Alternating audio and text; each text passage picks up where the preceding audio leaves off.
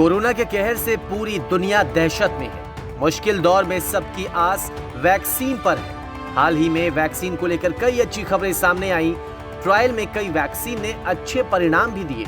ऐसे में लोग जानना चाहते हैं कि इनमें से अगर कोई वैक्सीन हम तक पहुंची तो उसकी कीमत क्या हो। अमेरिका, जर्मनी, ब्रिटेन समेत दुनिया के दूसरे देशों की कंपनियां अब वैक्सीन की अनुमानित कीमतों पर विचार कर रही है। अमेरिका में वैक्सीन को विकसित करने में $955 मिलियन खर्च किए जाने के बाद उम्मीद जताई जा रही है कि हर व्यक्ति को वहां $32 से $37 यानी कि करीब ₹2800 में वैक्सीन की एक खुराक मिल सकती है।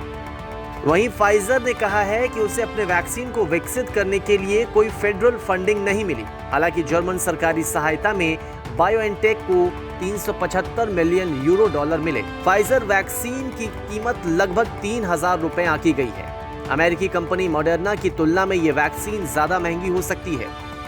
फाइजर ने अमेरिका के साथ लगभग $2 बिलियन की आपूर्ति का समझौता किया है। यूएस ने मॉडर्ना के वैक्सीन की खरीद के लिए $1.53 बिलियन तक का भुगतान करने पर सहमति व्यक्त की है। वहीं स्पुतनिक वी कंपनी की तरफ से वैक्सीन की कीमत पर अभी कोई संकेत नहीं दिए गए हैं। उन्होंने अभी कोई भी मूल्य तय नहीं किया है। दूसरी तरफ ऑक्सफोर्ड यूनिवर्सिटी की वैक्सीन कोविशील्ड को कम और मध्यम आय वाले देशों के लिए $3 यानी कि सिर्फ ₹225 में उपलब्ध कराने का दावा किया जा रहा है। वहीं भारत में ICMR की मदद से सीरम इंस्टीट्यूट ने भी कोवैक्सीन को विकसित किया है। सीरम के CEO अदार पूनावाला ने वैक्सीन को ₹1000 से कम में लोगों तक उपलब्ध कराने के संकेत भी दिए। वहीं अमेरिकी वैक्सीन नोवामैक्स का भी भारत में उत्पादन सीरम इंस्टीट्यूट को ही करना है। ऐसे में ₹240 प्रति खुराक की कीमत पर करीब 100 मिलियन खुराक का उत्पादन कंपनी करेगी।